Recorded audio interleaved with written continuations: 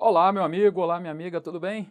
Eu sou o seu professor Braulio Sakamoto, seu professor de informática aqui no CDF Concurso. E a partir de hoje a gente vai começar aí uma jornada pela parte da informática, né? Pela nossa disciplina de informática, que acaba sendo aí para muitos aí um bicho-papão. Todavia vocês vão ver que não tem nada de complicado não, tá bom? A gente acaba levando um certo preconceito com relação à informática, porque pô, o cara tem que ficar muito tempo lá sentado no computador, etc. Mas vocês vão ver aí que informática é tão ou menos complicado do que qualquer matéria de direito, qualquer outra matéria aí que você vai fazer, que você vai estudar para passar no seu concurso, tá bom?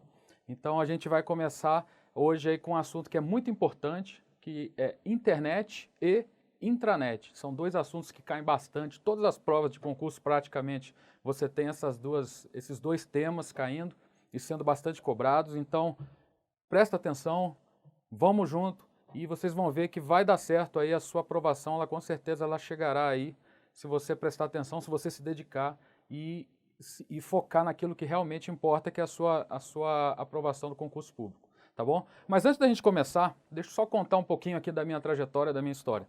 Então, eu sou oficial do Exército, sou oficial superior no Exército. A minha formação foi na área de comunicações, né, que é telecomunicações, na verdade. Então, eu venho trabalhando nessa área desde a minha formação. Então, já tive a oportunidade de trabalhar tanto com a parte de radiocomunicação, a parte de comunicações óticas, que é onde eu consegui me especializar no meu mestrado.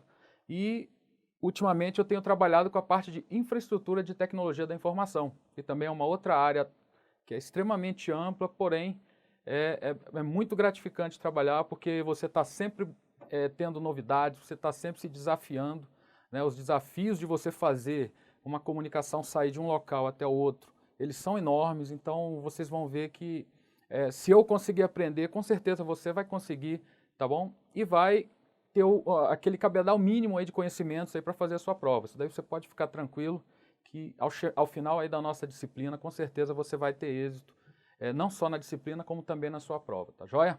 Então vamos lá para a tela aqui, vamos dar uma olhada aqui em intranet e internet, tá joia? É o nosso assunto de hoje. Então, para a gente atingir o nosso objetivo, a gente vai seguir um sumário, que a gente vai falar sobre internet.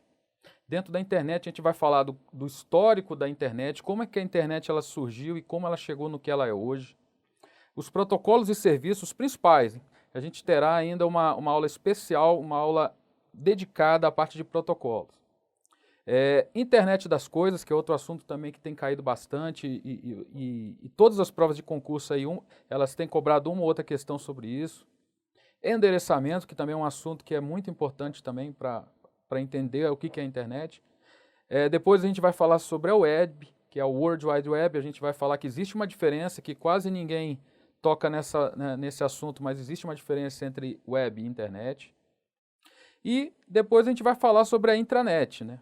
Os conceitos, e a extranet, que é algo que está bem relacionado com intranet, até por isso que a gente colocou aí nesse conteúdo, tá joia? Para que você tenha um conhecimento aí bem amplo aí em relação a esse assunto e não ser surpreendido na hora da sua prova. E no final a gente vai fazer alguns exercícios, vou resolver com vocês alguns exercícios e vocês vão ver aí que, como eu falei, é uma matéria que ela é conceitual, assim como qualquer outra matéria da sua prova, então vocês não vão ter nenhum problema em entender, tá joia? Então a primeira parte é a internet, então vem aqui para mim. A internet é uma coisa que já está tão entranhada aí na nossa vida, no nosso dia a dia, que a gente lida com isso toda hora. A gente usa a internet toda hora, mas às vezes a gente fica com dificuldade para definir o que é a internet. Por incrível que pareça, hoje uma criança ela já nasce usando praticamente a internet, né? Com 1, 2 anos ela já está ali manipulando o celular do pai, da mãe, já está indo lá no YouTube, no Netflix, assistindo conteúdo e já faz parte realmente da nossa vida, mas pouca gente sabe conceituar o que é a internet. E isso para a sua prova é fundamental. Então vamos lá, chega aí comigo aí na transparência. A internet é isso aqui, ó. O que você está vendo aqui nesse quadro é a internet. Então, o que é isso, professor? Que negócio é esse emaranhado? Parece uma teia de aranha. Então, cada ligação dessa aqui, que está sendo mostrada, é um enlace, normalmente de fibra ótica, que interliga cada continente ou cada região, cada cidade, né? Grandes cidades aqui, ó, ligação entre a Europa e os Estados Unidos, entre a Ásia, Europa e a Ásia, entre a Ásia e os Estados Unidos, Estados Unidos e América do Sul, né? Oceania também sendo ligada, Austrália, etc., a África. Então, todo mundo está conectado por uma rede de fibra ótica ou de enlace de micro-ondas ou enlace satélite, ou o que quer que seja. Isso é internet. Então, nada mais é do que essa interconexão que existe entre todas as regiões do mundo aí. Tá joia? É o histórico. Rapidamente a gente vai falar sobre o histórico, que de vez em quando esse assunto acaba vindo aí à baila nas provas aí de concurso. Então, o início da internet ela se deu com a ARPANET. A ARPANET foi uma iniciativa do exército americano, norte-americano, né, de criar uma rede para transitar informações militares, informações transitando em uma rede digital, uma rede de comunicações de dados, tá bom? E a partir de 82, a ARPANET ela deixou de ser só militar e passou a ser também empregada no meio acadêmico. É o que está falando aqui na década de 80. Note aqui que a data dela, da ARPANET, é de 69, né, quase nos anos 70. Em 92, o Laboratório Europeu de Física, que chama CERN, inventou o que viria a ser a World Wide Web, que a gente vai falar depois, na outra parte aqui da nossa aula. E em 88, finalmente, a internet chegou ao Brasil.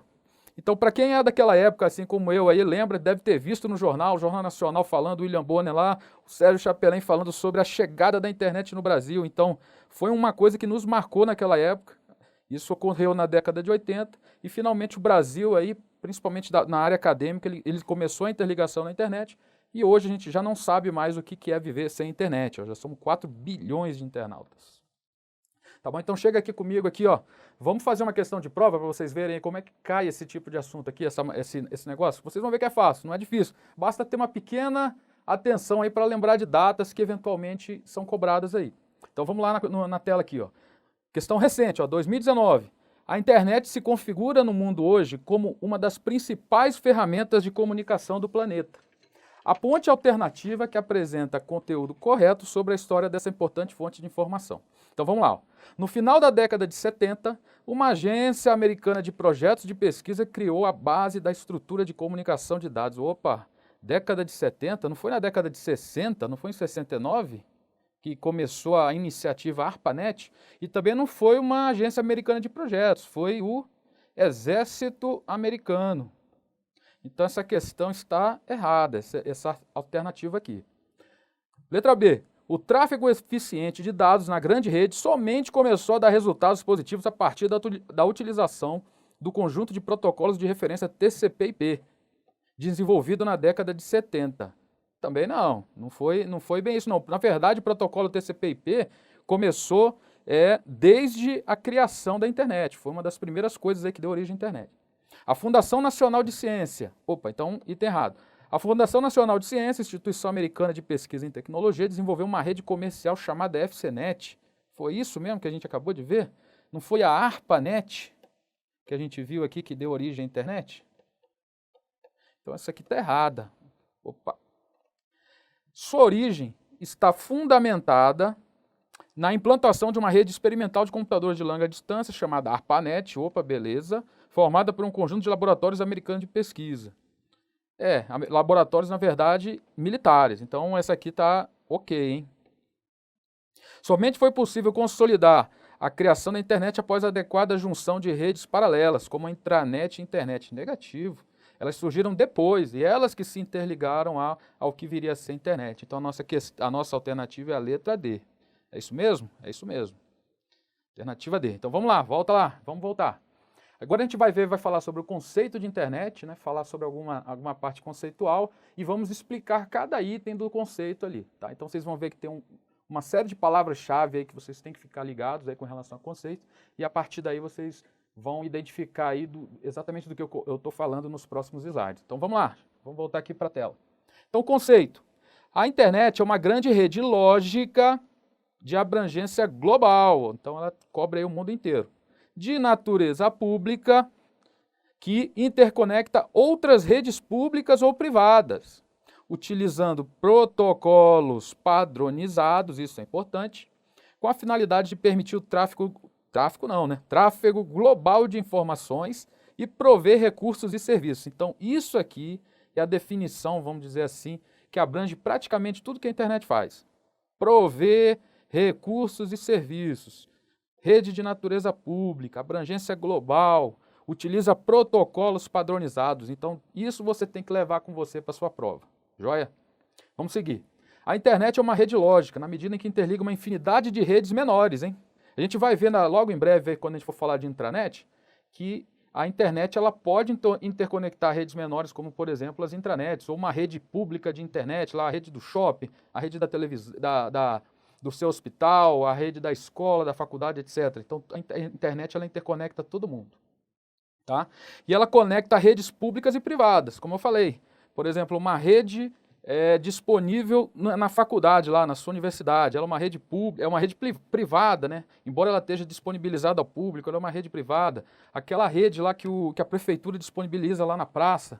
Então, tudo isso aí são redes menores que a internet ela vai conectando. A rede de empresa, da sua empresa, caso você trabalhe e tenha lá uma intranet, ela também acaba sendo interconectada pela internet. A internet possui abrangência global, ou seja, como a gente viu naquele mapa inicial, né, ela cobre o mundo inteiro, todos os continentes e países, e ela é uma rede pública, mas note que ela não é gratuita necessariamente. Professor, mas eu uso a internet de graça lá do meu vizinho, eu uso a internet de graça lá do hospital, da faculdade, então ela não é gratuita? Ela não é gratuita, ela é livre, ela é pública, né? Mas alguém está pagando por ela. Então o acesso à internet, apesar dele ser livre, no sentido de que eu não tenho que pedir a permissão para ninguém para usar, mas eu tenho eventualmente que pagar. Ou alguém vai pagar por mim, tá joia? Vamos seguir. Esse aqui é o desenho da internet. Lógico, vocês vão falar, pô, mas está muito simples, professor, tem mais coisa nesse negócio. Tem. Mas o que eu quis mostrar aqui? Eu tenho redes públicas, por exemplo, a rede lá da minha escola, da minha faculdade, lá que está aberta ao público, etc. Eu tenho redes privadas, como, por exemplo, a rede da empresa, né? A rede do órgão lá que eu trabalho, ou então a minha própria rede caseira, lá doméstica, lá a minha LAN, lá em casa, lá, ela não está aberta a qualquer um. E eu tenho também provedores. O que são provedores? São as empresas, né, que me fornecem um acesso à internet. É aqui que eu vou ter o meu pagamento, aqui que eu vou pagar pelo acesso à internet. Aqui dentro da internet, aqui, vocês entendam aqui como aquele emaranhado, né, aquela teia de aranha lá que a gente acabou vendo ali no primeiro slide, né, aquele monte de interconexão lá de fibra ótica que liga o mundo inteiro. E aqui em outra parte da internet, em qualquer parte da internet, eu vou ter outros provedores, eu vou ter um servidor de alguma aplicação, algum serviço, como por exemplo uma homepage, é o caso lá do Google, do meu servidor de e-mail e outras coisas aí. Joia? Vamos seguir. A internet emprega protocolos padronizados. Professor, mas por que tem padronização no protocolo, professor? Por um motivo muito simples, meu amigo, porque se não houver essa padronização, como que você consegue interconectar 1 bilhão de redes que existem aí no mundo? Lógico, 1 bilhão é muito, né? Mas todas as redes que existem aí, que são interconectadas à internet, se não houver um protocolo, uma língua, que todas essas redes elas se conversem, seria impossível para a gente interconectá-las. Joia? Então, daí porque o protocolo padronizado. Um outro conceito também referente à internet é que ela é uma rede resiliente. Resiliente significa, o que é que significa resiliente? Forte, robusto. Ou seja, por que a internet ela é uma rede resiliente? Porque ela aguenta, inclusive, que algum ponto dela não esteja funcionando para que ela continue trafegando os pacotes de dados ali. É o que está falando aqui, ó. Então a internet ela se reconfigura automaticamente quando um dos pontos da internet acaba falhando. Então, se você lembrar lá daquela figura, você vai ver que por exemplo, entre os Estados Unidos e a Europa, não existe só uma ligação ali entre os dois ali de fibra ótica. Na verdade, existe inúmeras ali, dezenas, talvez até centenas de ligações. Talvez não de fibra ótica de grande capacidade, mas, por exemplo, se eu contar com ligação via satélite, outros tipos de ligação. Então, caso uma delas falhe, a outra é automaticamente roteada, é o que a gente fala, né, é o termo ali que se chama roteamento, para que essa conexão ela continue funcionando. Quer ver? Ó, vamos conferir aqui nessa figura? Olha aqui, eu tenho aqui um determinado elemento que eu vou chamar de cliente. Depois, quando a gente estiver estudando rede, vocês vão entender muito bem o que é o cliente e o servidor. Mas por hora entenda aqui que aqui eu sou, por exemplo, é o meu computador lá de casa e aqui eu tenho o meu e-mail lá que eu acesso via browser. Então, como é que faz para o o meu navegador, né, o meu browser, acessar a minha conta de e-mail lá no servidor que eu nem sei onde fica. É o servidor do Google, por exemplo. Então ele segue um caminho, passando por diversas rotas, até chegar no meu servidor e fazer o que a gente chama de requisição do serviço. Caso uma dessas rotas, por alguma razão, fique fora, fique offline, o que acontece? A internet, ela se reconfigura de forma automática, buscando outras rotas para chegar ao destino, ao e-mail, ao meu servidor que eu estou solicitando o meu e-mail, entendeu? E assim por diante. Qualquer um dessas rotas aqui que por um acaso venha a ficar fora, a internet ela se reconfigura. Ah, professor, mas e se todas ficarem fora? Aí, meu amigo, aí infelizmente não tem jeito. Mas enquanto houver uma rota que permita essa ligação, eu consigo ter a internet operando. Joia? Olha lá, chegou a questão.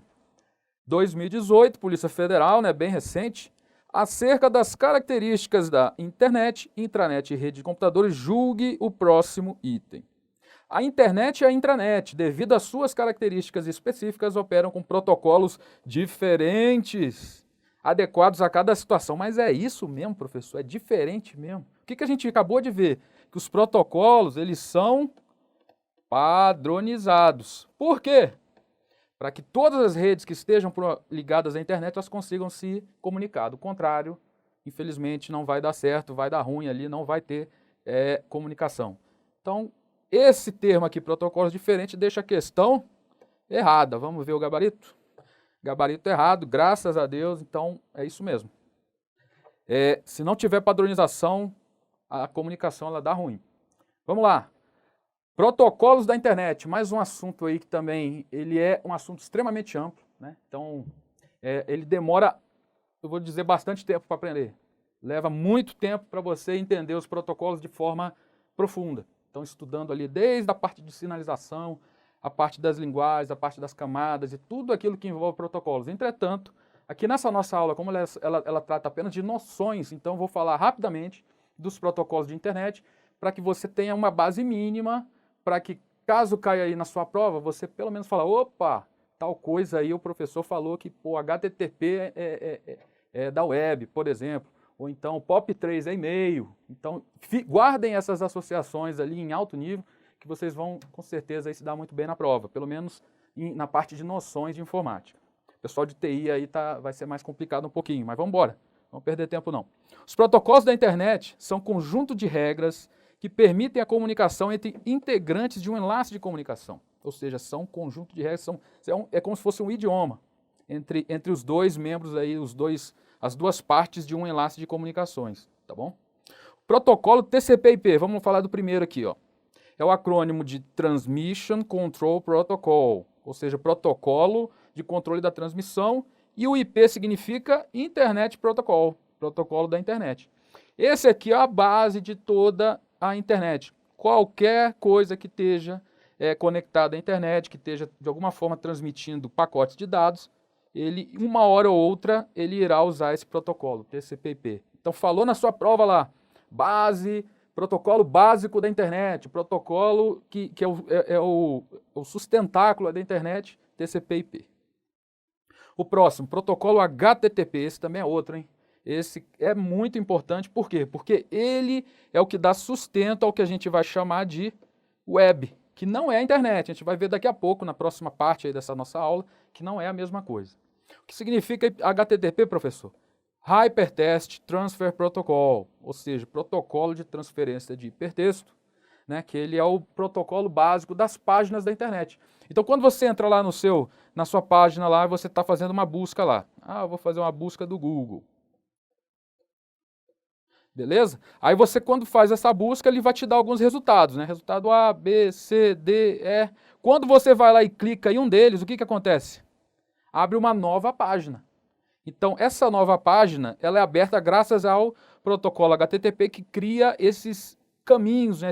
esses links que a gente chama, que transferem para uma outra página. Então, o Hypertext Protocol, ou o Hypertext Transfer Protocol, ele está muito relacionado com os hiperlinks, ou seja, esses atalhos que nos levam a outras páginas, beleza? Protocolo HTTPS. Professor, esse daí é parecido com outro, né? Tem só um Szinho no final. Pois é, o Szinho ele faz toda a diferença, por quê? Porque ele significa seguro, ou secure, né, em inglês, ali na sigla original, que é o Protocolo de Transferência de Hipertexto Seguro. Onde eu uso isso aqui?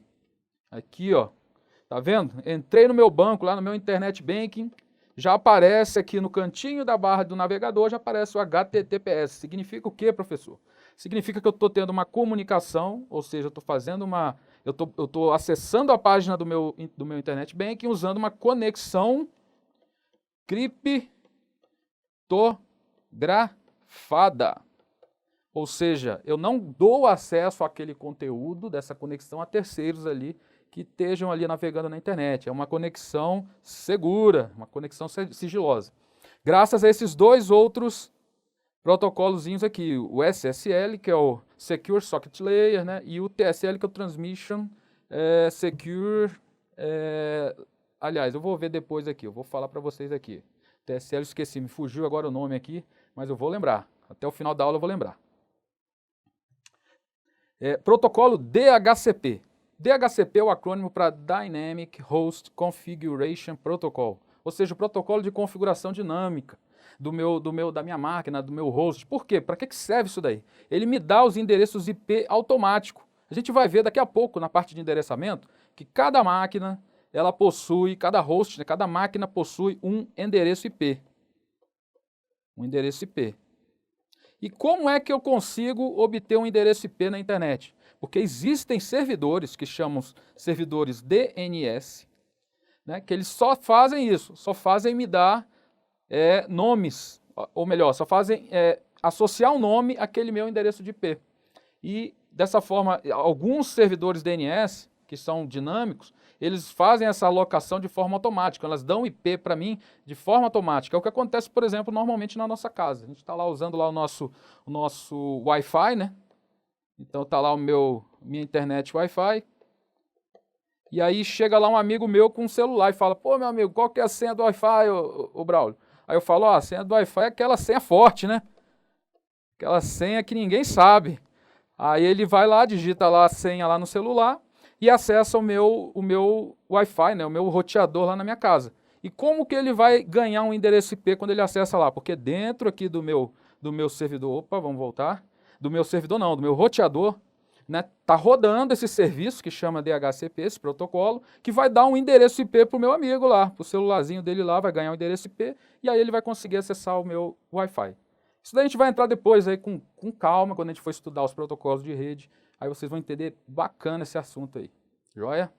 Seguindo, protocolo FTP, File Transfer Protocol, ou seja, o protocolo de transferência de arquivos. Ele surgiu antes mesmo do TCP/IP, porque a ideia antigamente era realmente fazer transferir dados entre máquinas, né? Não tinha essa interatividade toda que existe hoje. A gente vai ver já na parte quando a gente for abordar a web, que não tinha essa interatividade toda. Era mais simples, era basicamente transferir arquivos.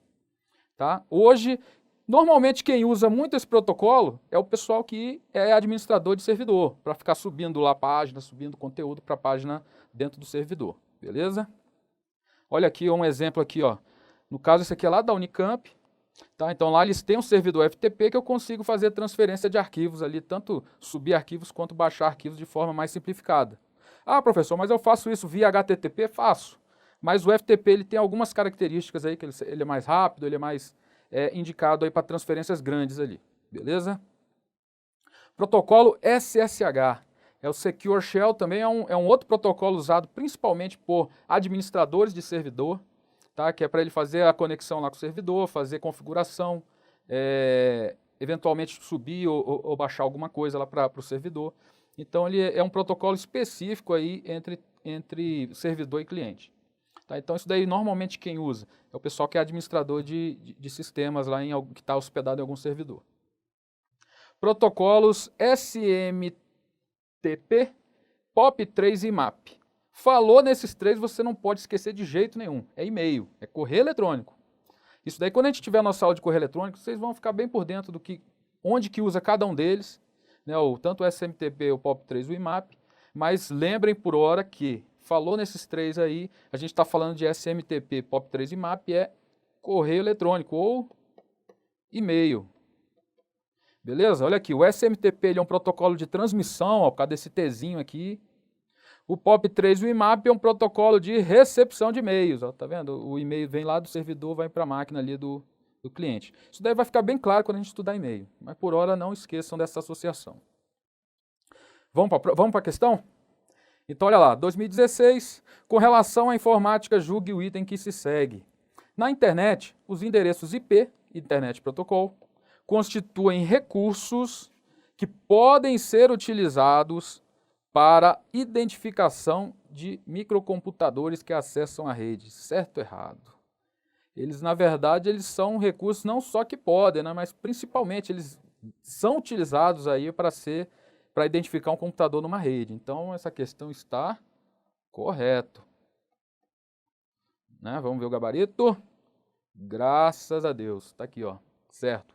DPU Analista 2016 também, ó. Respeito da internet e suas ferramentas, julgue o item a seguir. O TCP/IP, conjunto de protocolos criados no início do desenvolvimento da internet, isso é verdade, foi substituído por protocolos modernos, como o Wi-Fi, que permitem a transmissão de dados por meio de rede sem fio.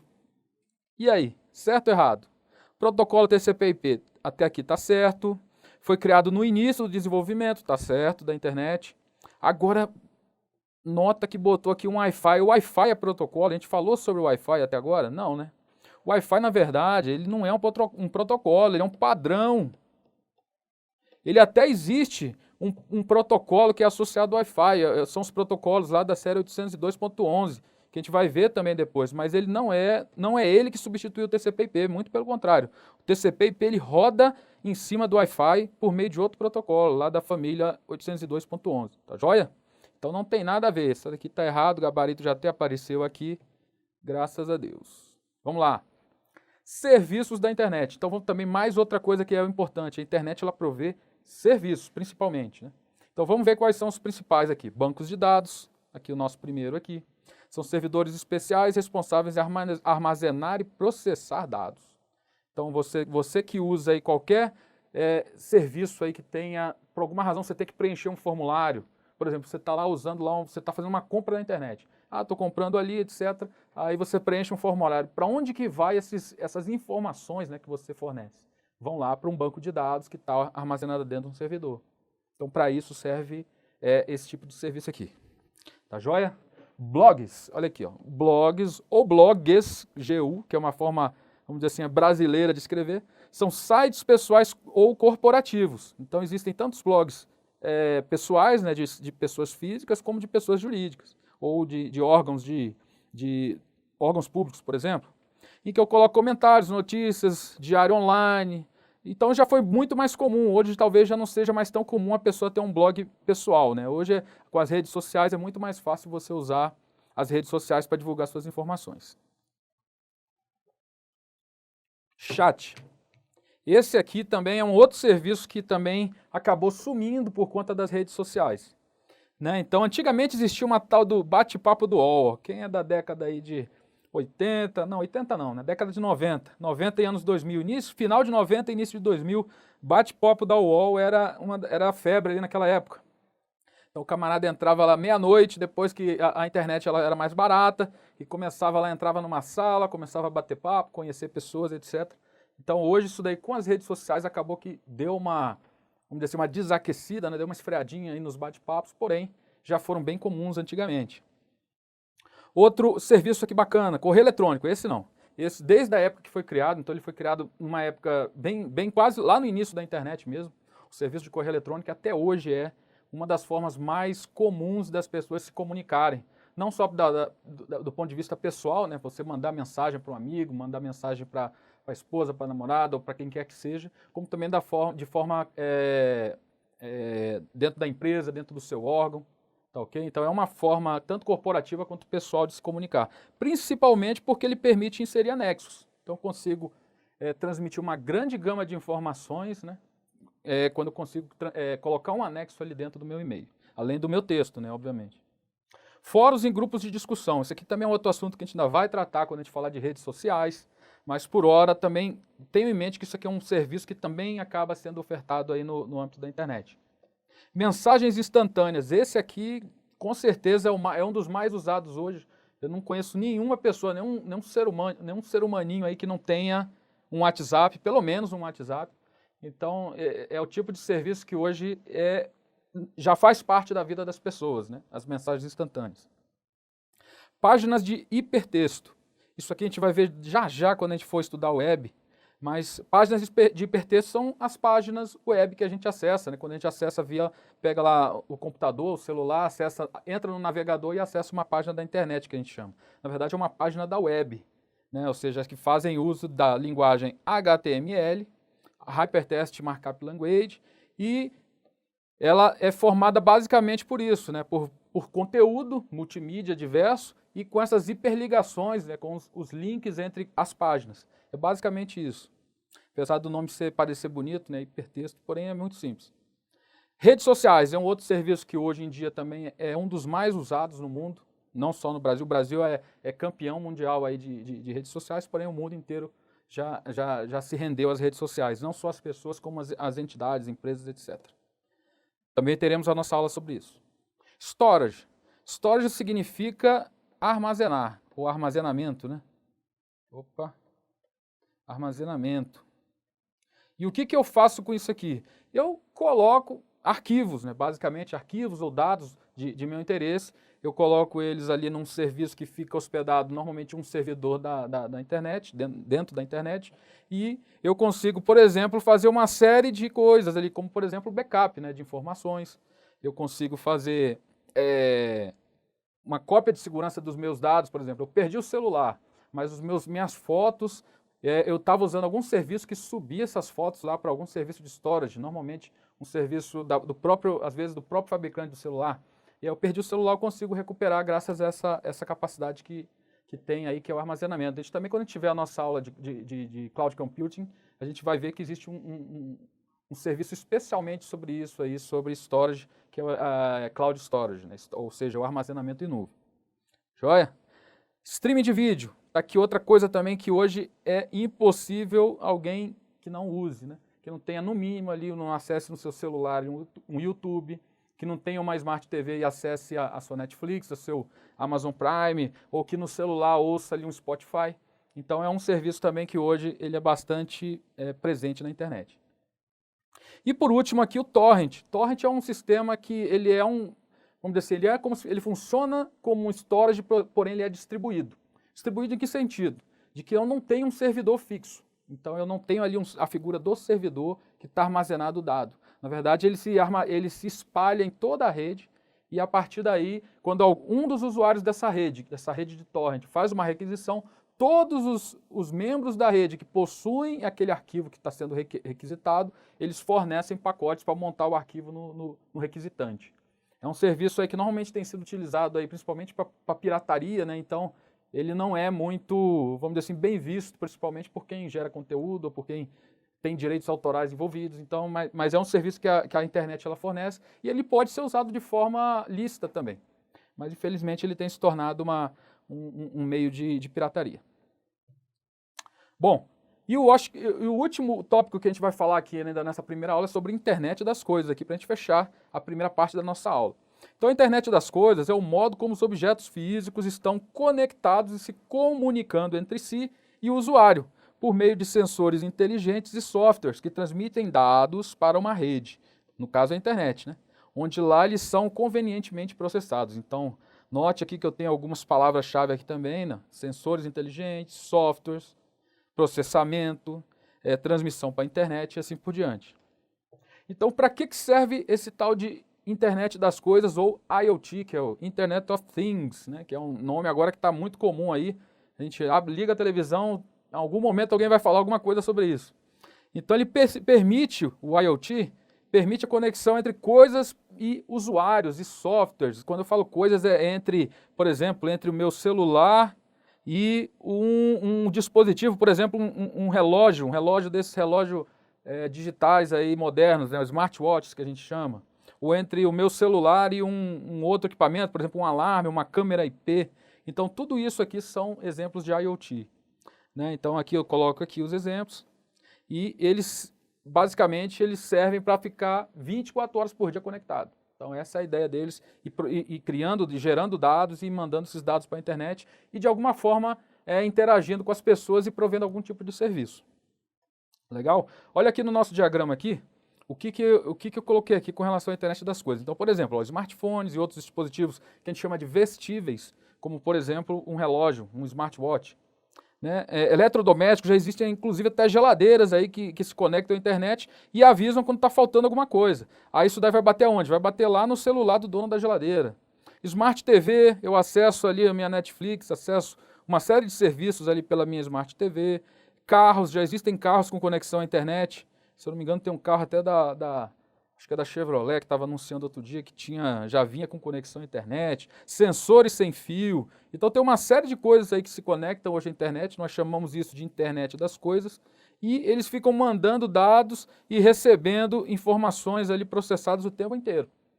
Então quem tem, por exemplo, um relógio desses smart, com certeza já recebeu algum aviso de que o trecho que ele vai fazer da casa até o trabalho tá engarrafado, ou então está livre e ele vai fazer em 10 minutos. Então, esse é o tipo de coisa que a internet das coisas está proporcionando hoje em dia.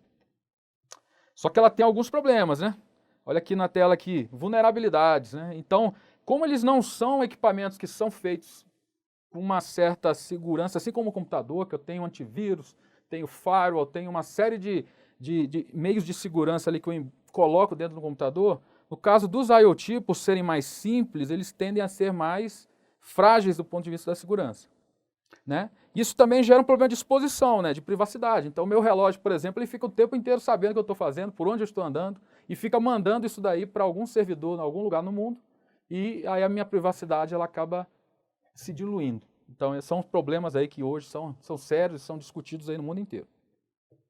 Vamos ver aqui uma questãozinha de prova? 2018, a BIM, recente, concurso inclusive muito concorrido aí. A respeito da internet das coisas, julgue o item que se segue. Em uma residência, caracteriza uma solução de IoT a instalação de um detector de fumaças capaz de gerar alertas em caso de fumaça e ser acionado a partir de um smartphone, ou seja, ele tem conectividade, para iniciar um mecanismo de reação. Olha a criatividade aí do examinador, né? Então ele fala de detector de fumaça, ou seja, um sensor, um smartphone, um computador, e que eles são conectados de alguma forma. Isso é um exemplo de IoT, sim ou não? Pior que é. Então essa questão está certa. Isso aqui é uma coisa que é tão comum hoje em dia que a maioria das pessoas às vezes até tem em casa e nem sabe. Quando você coloca a tua câmera IP ali na tua casa para ver o teu filho, acessa pela internet, isso daí também é um exemplo de IoT, por aí vai. Gabarito então certo, graças a Deus. Pessoal, então é o seguinte, terminamos então a nossa primeira parte da nossa aula. Então ela é uma aula muito importante para o seu concurso. Não esqueça de ler o livro digital. O livro ele tem uma série de informações. Aqui o que eu coloco aqui é uma forma muito resumida, porém no livro tem uma série de outras informações que são importantes. Tem outros exercícios, não esses aqui, tem outros exercícios. No final do seu livro tem comentários dos exercícios, então tem uma série de coisas que vão complementar, ou melhor, que vão fundamentar o seu estudo. E essa aula que a gente dá aqui, essa videoaula é só para complementar, é para te dar um insight, é para explicar algum ponto que ficou meio obscuro no livro, tá? Então não esqueçam, leia o livro e tire as dúvidas também pelo nosso fórum, pelo nosso campo de mensagens lá da plataforma. Tá joia? Então espero que você tenha gostado dessa primeira parte e a gente vai se ver já já. Vamos só parar para tomar um cafezinho, tomar uma água. Em breve a gente volta para fazer a segunda parte dessa aula. Tá joia? Um grande abraço, até daqui a pouco.